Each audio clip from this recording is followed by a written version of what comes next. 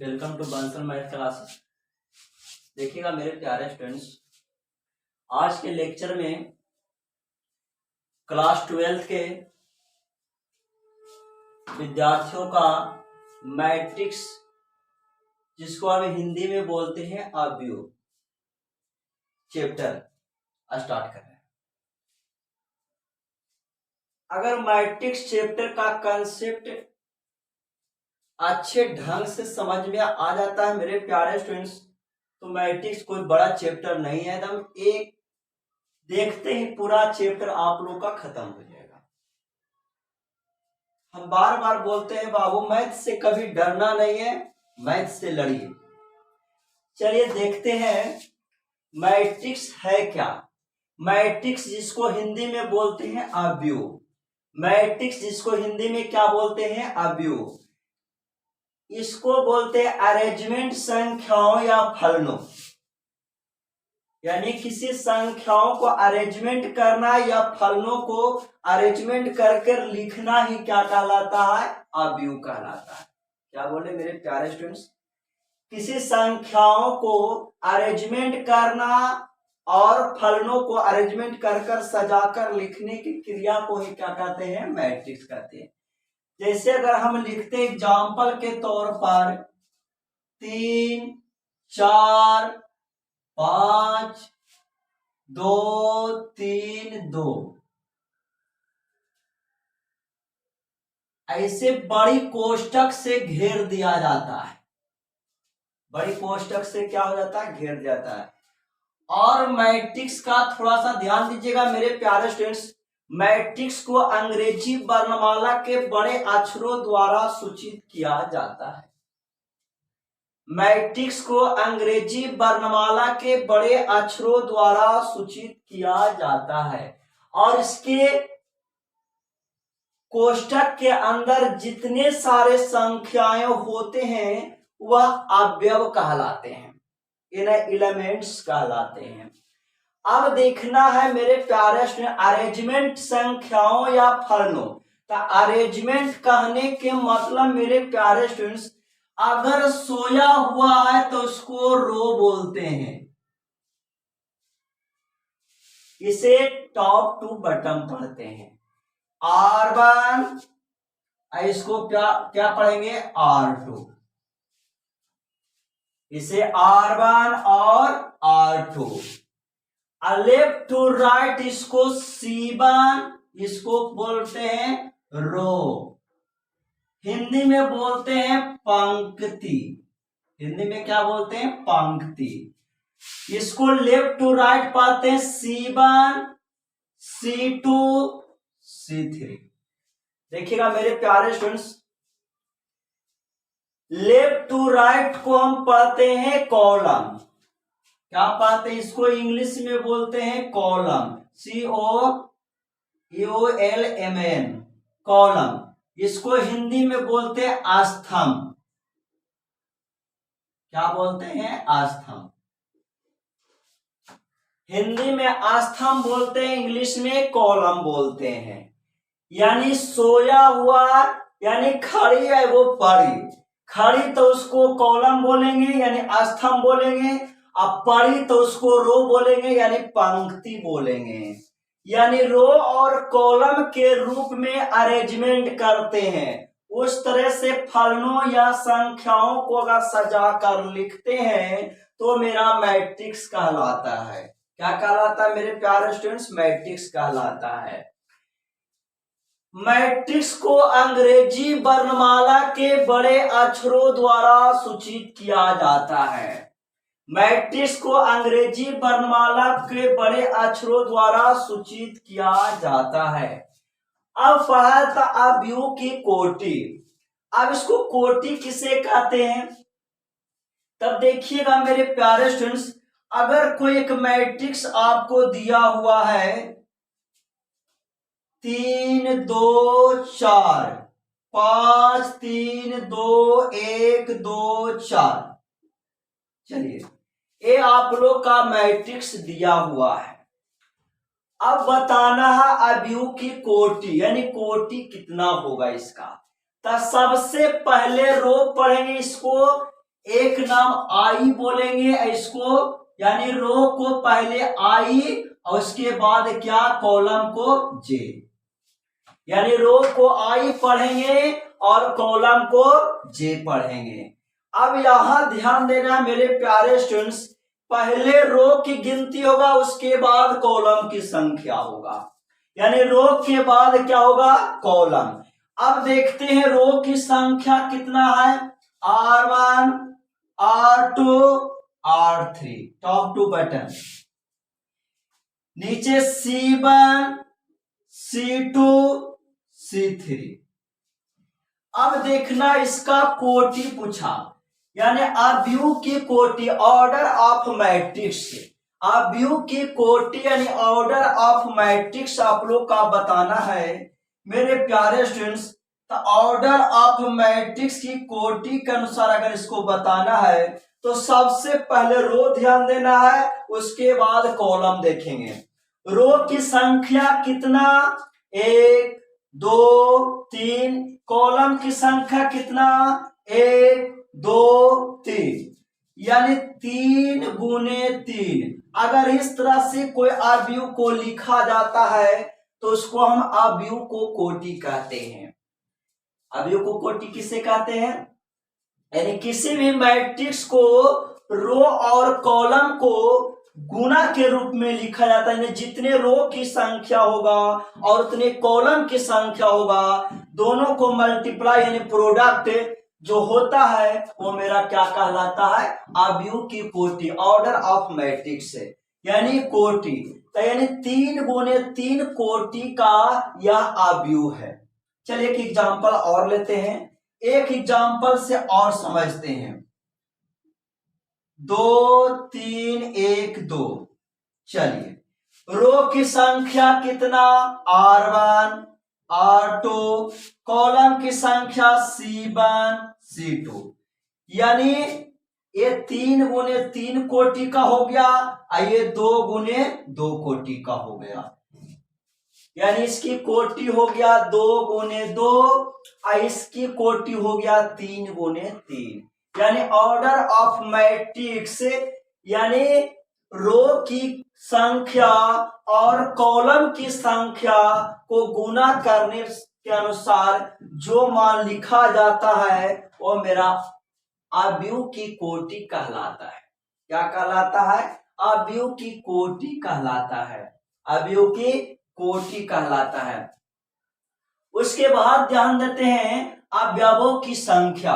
अवयवों की संख्या क्या है, अवयवों की संख्या कहने के मतलब मेरे प्यारे स्टूडेंट्स, रो और कॉलम को गुना करने पर जो संख्या प्राप्त होता है, यानी रो और कॉलम को गुना करने पर जो संख्या प्राप्त होता है वह अवयवों की संख्या कहलाता है, यानी नंबर ऑफ एलिमेंट्स मैट्रिक्स। यानी रो और कॉलम को आपस में गुना करने पर जो संख्या प्राप्त होता है वह अवयवों की संख्या कहलाता है, यानी नंबर ऑफ एलिमेंट्स मैट्रिक्स कहलाता है। अब बताइएगा इसका नंबर ऑफ एलिमेंट्स की संख्या कितना होगा, यानी अवयवों की संख्या, अवयवों की संख्या। तो अवयवों की संख्या निकालना है तो 3 तिया कितना हो जाएगा, 9 हो जाएगा, 3 तिया 9 हो जाएगा। इसका अवयवों की संख्या अगर पूछा जाए तो 2 दूनी कितना हो जाएगा, 4 हो जाएगा, 2 दूनी कितना हो जाएगा, 4 हो जाएगा। यानी किसी कॉलम और रो के गुना करने पर जो संख्या प्राप्त होता है, यानी किसी मैट्रिक्स के रो और कॉलम को गुना करने पर जो संख्या प्राप्त होता है वह अवयवों की संख्या कहलाता है। कोटि किसे कहते हैं, तो रो और कॉलम को गुना कर जो सजा कर लिखा जाता है गुना के रूप में वह अवयवों की कोटि कहलाता है, यानी ऑर्डर ऑफ मैट्रिक्स कहलाता है। मेरे प्यारे स्टूडेंट्स, मैं आशा करता हूं कि आप लोग को यहां तक समझ में आ गया होगा। अब आगे बढ़ते हैं मेरे प्यारे स्टूडेंट्स। एक एग्जाम्पल है, कहता है यदि किसी अवयव में 8 अवयव है तो इसके संभव कोटियों की संख्या क्या हो सकती है। देखिएगा मेरे प्यारे स्टूडेंट्स, क्वेश्चन क्या कह रहा है। क्वेश्चन कह रहा है यदि किसी अवयव में 8 अवयव है, यानी 8 अवयव कहने के मतलब किसी मैट्रिक्स को सजाकर इसके अंदर जो संख्या लिखा जाता है वही अवयव कहलाता है। तो अवयव के 1 2 3 4 5 6, तो इसी के अनुसार आपको 8 को अवयव दे दिया है। यानी किसी अवयव में 8 अवयव है तो इसकी संभव कोटियों की संख्या क्या हो सकती है। अब अगर इस तरह के क्वेश्चन आता है मेरे प्यारे स्टूडेंट्स, अवयव कितना का था, 8 अवयव है। कितना है, 8 अवयव है। आपसे पूछा क्या है, इसकी संभव कोटियों की संख्या क्या हो सकती है।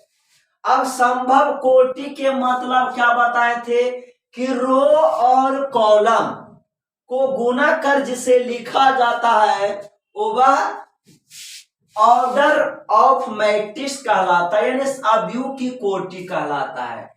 इसे अगर बच्चा की तरह लिखा जाए तो 1 गुने 8 पढ़ेंगे।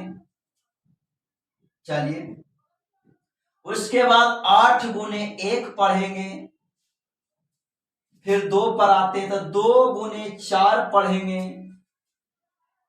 4 गुने 2 पढ़ेंगे, और क्या हो सकता है, यानी ऐसा रूप में लिखेंगे कि से गुना करने पर 8 प्राप्त।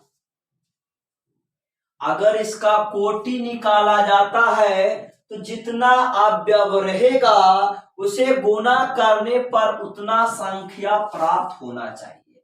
अगर 1 गुने 8 लिखा जाता है तो गुना करके 8 आएगा, या 8 गुने 1 करते हैं तो भी 8 आएगा, 2 गुने 4 करेंगे तो भी 8 आएगा, 4 गुने 2 करेंगे तो भी 8 आएगा।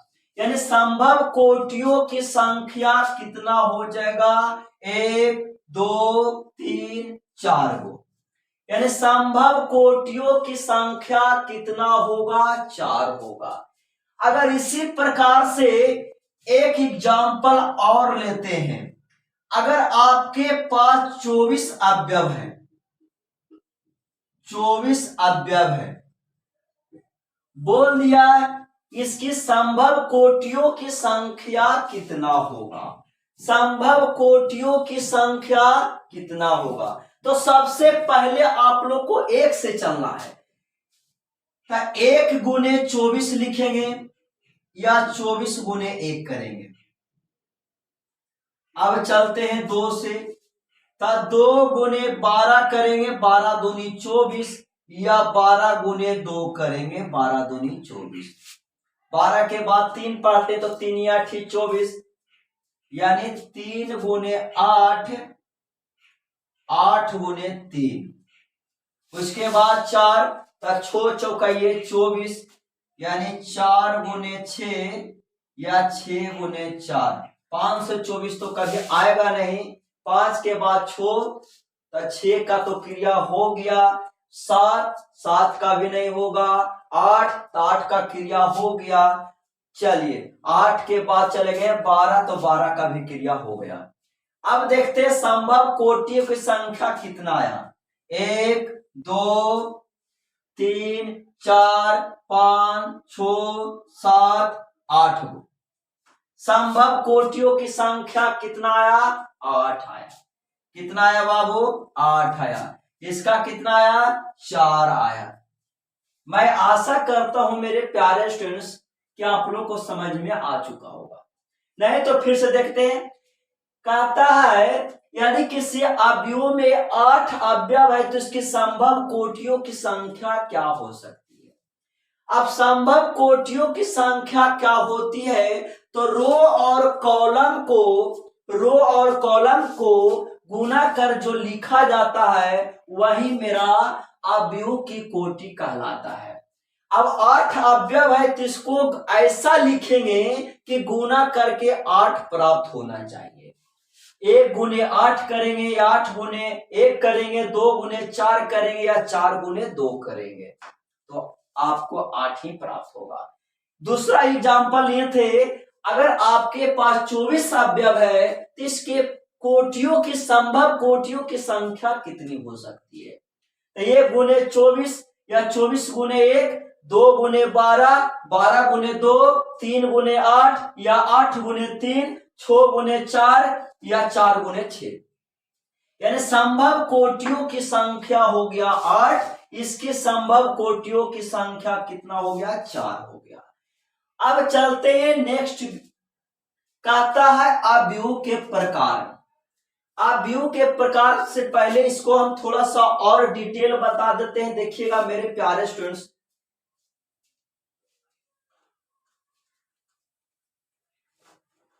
देखिएगा मेरे प्यारे स्टूडेंट्स, एक मैट्रिक्स के अनुसार अगर दिया जाता है तो इसको हम A11 पढ़ते हैं, A12 पढ़ते हैं, A13 पढ़ते हैं, 3 तक चलते हैं। उसके बाद इसका 10 का अंतराल यानी हो जाएगा 21, आइए हो जाएगा 22, आइए हो जाएगा 23, फिर हो गया 10 का अंतराल था 31, 32, आइए हो गया 33। ये थोड़ा सा कंसेप्ट ध्यान देना है मेरे प्यारे स्टूडेंट्स। एक matrix A11, A12, A13, A21, A22, A23, A31, A32 और A33, इसमें कहानी क्या है देखिएगा मेरे प्यारे स्टूडेंट्स। अगर इसकी जोड़ की संख्या, अगर इसके जोड़ने पर अगर सम संख्या आएगा तो प्लस होगा, और जोड़ के अगर विषम संख्या आएगा तो माइनस होगा। 1 प्लस 1 जोड़ेंगे तो 2 आता है, सम संख्या तो ये प्लस हो जाएगा। 2 1 3, यानी आपको विषम आ रहा है तो माइनस हो जाएगा। 3 1 4, सम आ रहा है तो प्लस होगा। 2 1 3, 2 1 कितना हो गया? 3, तो ये हो गया आपका माइनस हो गया। 2 2 4, तो ये प्लस हो गया। 3 2 5, तो माइनस हो गया। 3 1 कितना हो गया? 4 हो गया, तो ये प्लस हो गया। 3 2 5, तो ये हो गया माइनस हो गया। 3 3 6, यानी प्लस हो गया। फिर से देखिएगा मेरे प्यारे स्टूडेंट्स, A11, A12, A13, देखिएगा 11 12 13 21 22 23 31 32 33, यानी 3 गुने 3 कोटि का मैट्रिक्स आपको दिया हुआ है, यानी एक वर्गाव्यूह है। अब देखना इससे, यानी आई और जे, ये आई और जे का मान यानी रो और कॉलम, यानी आई और जे के मान को जोड़ने पर अगर सम आता है तो प्लस होगा, अगर विषम आता है तो माइनस होगा। 11 को 1 प्लस 1 जोड़ते हैं तो प्लस होगा, सम आएगा तो प्लस होगा। 2 1 3 विषम तो माइनस होगा। 3 1 4 सम तो प्लस होगा। अब इसी प्रकार से क्वेश्चन पूछा जाता है मेरे प्यारे स्टूडेंट्स। आप लोग का सवाल पूछा जाएगा क्या, जैसे एक मैट्रिक्स दे देगा, उस मैट्रिक्स में पूछेगा A11, A22, यानी एक मैट्रिक्स आप लोग का दिया हुआ है 3 2 4 5 3 2 1 3 2। देखिएगा मेरे प्यारे स्टूडेंट्स, थोड़ा सा वीडियो लंबा जाएगा, घबराना नहीं है मेरे प्यारे स्टूडेंट्स। आप लोग का पूरा कंसेप्ट हम यहां लेकर आए हैं। मेरे वीडियो को लास्ट तक देखिए, पूरा आपको कंसेप्ट अगर समझ में आता है तो आपका चैप्टर तो ऐसे ही खत्म हो जाएगा मेरे प्यारे, धनाधन बनेगा। यानी देखते ही आंसर, क्या सर बोलिएगा, क्या सर गजब बताए, पूरा बन रहा है ऐसे ही। अब देखना है मेरे प्यारे स्टूडेंट्स, एक मैट्रिक्स आप लोग को दिया हुआ, इसमें क्वेश्चन पूछेगा पहला नंबर में पूछेगा A11, A23, उसके बाद A33। चलते इतने देखते हैं। एक मैट्रिक्स आप लोग को दिया हुआ है, बोलेगा A11, A23 और A33 का मान ज्ञात करें। अब देखना है मेरे प्यारे स्टूडेंट्स, पहला नंबर तो होता है 11। अब A11 के जगह पर कितना बैठा हुआ है, यानी A11 के जगह पर कितना संख्या है, 3, यानी A11 बराबर हो गया 3। अब 23, इसका 10 का अंतर, ये 21 होता है, ये 22 होता है, ये कितना होता है, 23 होता है। तो A23 का मान हो जाएगा कितना, 2 हो जाएगा। A23 का मान कितना हो जाएगा, 2 हो जाएगा। अब 33, 31, 32, 33, 31, 32, 33, A33 का मान कितना हो जाएगा, 2 ही हो जाएगा।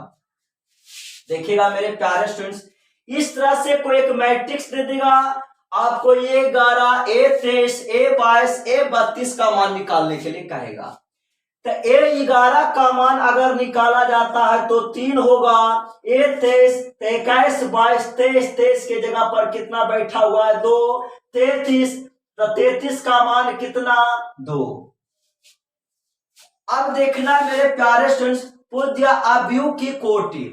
अगर कोटि पूछेगा तो सबसे पहले देखना है कि रो की संख्या कितना है, रो की संख्या कितना है और कॉलम की संख्या कितना है, C1, C2 और C3, यानी रो की संख्या 3 गो और कॉलम की भी संख्या 3 गो।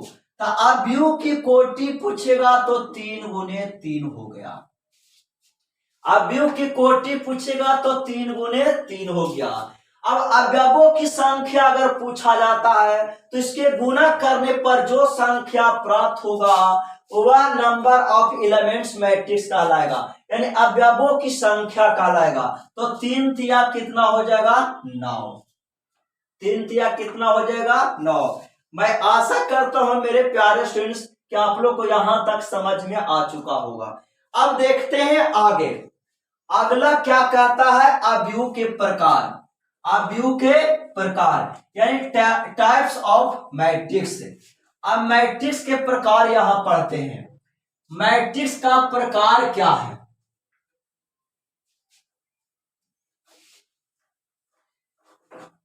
देखिएगा मेरे प्यारे स्टूडेंट्स, मैट्रिक्स का प्रकार क्या है।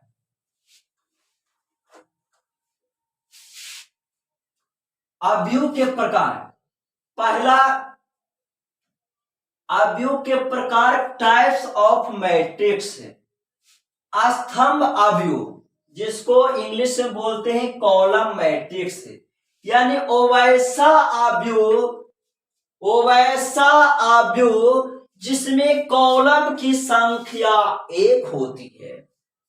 क्या बोले मेरे प्यारे स्टूडेंट्स, यानी वैसा अवयव जिसमें कॉलम की संख्या 1 होती है, यानी स्तंभ की संख्या 1 होती है, उसे स्तंभ अवयव कहा जाता है।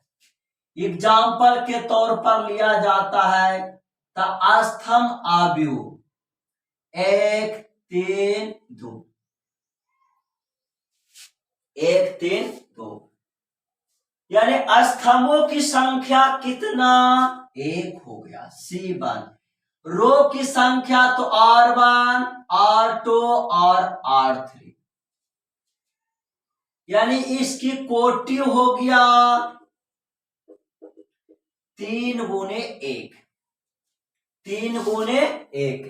यानी इस तरह से अगर कोई अवयव लिखा जाता है तो वह स्तंभ अवयव कहलाएगा, यानी वैसा अवयव जिसमें कॉलम की संख्या 1 होती है, वो वैसा अवयव जिसकी कॉलम की संख्या 1 होती है उसे स्तंभ अवयव कहा जाता है। एक उदाहरण और लेते हैं तो मेरे प्यारे स्टूडेंट्स को अच्छे से समझ में आ जाएगा।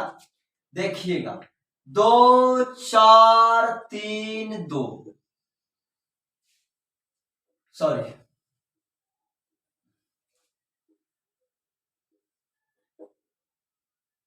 XYZ। अब देखना मेरे प्यारे स्टूडेंट्स, इसमें कॉलम की संख्या कितना, कॉलम की संख्या यानी फलनों के रूप में भी लिखा जाता है, फलन हो गया, ये आपका हो गया C1, ये हो गया R1, ये R2, ये R3, यानी हो गया 3 गुने 1। यानी वो वैसा अवयव जिसकी कॉलम की संख्या 1 होती है तो उसे स्तंभ अवयव कहा जाता है, यानी कॉलम मैट्रिक्स कहा जाता है। आप पंक्ति अवयव पर एक नजर डालते हैं, यानी एक नजर व्हाइट बोर्ड पर देखिएगा, पंक्ति अवयव रो मैट्रिक्स क्या है। क्वेश्चन 2 पहला हो गया स्तंभ अवयव, दूसरा हो गया पंक्ति अवयव। यानी वो वैसा अवयव जिसमें रो की संख्या यानी पंक्ति की संख्या 1 होती है उसे पंक्ति अवयव कहा जाता है। यानी वो वैसा अवयव जिसमें रो की संख्या 1 होती है, जिसमें रो की संख्या कितनी होती है, 1 होती है, तो उसे पंक्ति अवयव कहा जाता है। रो की संख्या 1 हो गया, कॉलम की संख्या C1 C2 C3, यानी इसकी कोटि अगर लिखा जाए तो 1 गुने 3 हो गया, 1 गुने 3 हो गया। अगर अवयवों की संख्या पूछा जाए तो 3 होगा, यानी 1 में 3 से गुना करेंगे तो 3 प्राप्त होगा। पंक्ति अवयव वैसा अवयव जिसमें रो की संख्या 1 होती है उसे पंक्ति अवयव कहा जाता है। अब अगले चलते हैं, तीसरा नंबर वर्ग अवयव, स्क्वायर मैट्रिक्स। वो वैसा अवयव जिसमें रो की संख्या और कॉलम की संख्या के बराबर होते हैं। देखिएगा मेरे प्यारे स्टूडेंट्स, वर्ग अवयव बहुत ज्यादा इंपॉर्टेंट है। यानी वो वैसा अवयव जिसमें रो की संख्या और कॉलम की संख्या बराबर होते हैं तो उसे वर्ग अवयव कहा जाता है। देखिए 2 3 4 3, इसमें रो की संख्या अगर पढ़ा जाए तो R1 R2 C1 C2, यानी जितना रो की संख्या होगा उतना ही कॉलम की संख्या होगा। यानी वैसा अवयव जिसमें रो की संख्या और कॉलम की संख्या आपस में बराबर होते हैं, आपस में बराबर होते हैं, यानी 2 गुने 2, यानी रो की इसकी कोटि लिखा जाए तो 2 गुने 2 होगा। यदि कोई वर्ग अवयव दिया हुआ रहता है तो इसके लिए m बराबर होता है n, यानी रो की संख्या और कॉलम की संख्या के क्या होते हैं, बराबर होते हैं, तो उसे वर्ग अवयव कहा जाता है। वो वैसा अवयव जिसमें रो की संख्या कॉलम की संख्या के बराबर होते हैं उसे वर्ग अवयव कहा जाता है। एक उदाहरण से और समझते हैं, 1 3 2 1 2 3 5 1 3 4। देखिए ये हो गया R1 R2 R3 C1 C2 C3, यानी वो वैसा अवयव जिसमें रो की संख्या और कॉलम की संख्या आपस में बराबर होते हैं तो उसे वर्ग अवयव कहा जाता है। ये हो गया 3 गुने 3 कोटि का वर्ग अवयव हो गया। तब उसके लिए m बराबर क्या होता है, n। अब अगला चलते हैं, चौथा नंबर विकर्ण अवयव, यानी वो वैसा अवयव जिसके विकर्ण के यानी मुख्य विकर्ण के अलावे सभी अवयव शून्य होते हैं। यानी वो वैसा अवयव जिनके मुख्य विकर्ण के अवयव 1 0 0 3 2 0 0 0 0 3, यानी वैसा अवयव हमेशा मैट्रिक्स में जब भी मुख्य विकर्ण होते हैं तो ए होते हैं, कभी भी इधर वाला मुख्य विकर्ण नहीं कहलाते हैं। यानी मुख्य विकर्ण के अलावे मुख्य विकर्ण के प्रत्येक अवयव के अलावे सभी अवयव शून्य होते हैं तो उसे विकर्ण अवयव कहा जाता है। उसे क्या कहा जाता है? विकर्ण अवयव कहा जाता है। यानी वैसा अवयव जिसके मुख्य विकर्ण के प्रत्येक अवयव के अलावे सभी अवयव शून्य होते हैं तो उसे विकर्ण अवयव कहा जाता है। आदिश अवयव को अगर लिया जाए तो आदिश अवयव देखिएगा मेरे प्यारे स्टूडेंट्स, यानी विकर्ण हो गया 4 में, यह हो गया 5, जिसको हम बोलते हैं डायगोनल मैट्रिक्स है। पांचवा में आ गया यानी आदिश मैट्रिक्स यानी स्केलर मैट्रिक्स, यानी वैसा अवयव जिसमें मुख्य विकर्ण का तो मान दिया हुआ रहेगा लेकिन मुख्य विकर्ण का जो मान रहेगा समान रहेगा। यानी अगर इधर 3 लिखा जाता है 0 0 0 3 0 0 0 3, यानी वैसा अवयव जिसके मुख्य विकर्ण के प्रत्येक अवयव समान होते हैं और बाकी सब अवयव शून्य होते हैं तो उसे आदिश अवयव कहा जाता है। देखिएगा मेरे प्यारे स्टूडेंट्स, यानी वैसा अवयव जिसके मुख्य विकर्ण के प्रत्येक अवयव आपस में समान होते हैं और बाकी सब अवयव के मान शून्य होते हैं तो उसे आदिश अवयव कहा जाता है। तत्समक अवयव जिसे इकाई अवयव कहते हैं, यानी तत्समक अवयव जिसे इकाई अवयव कहा जाता है, यानी वैसा अवयव जिसके मुख्य विकर्ण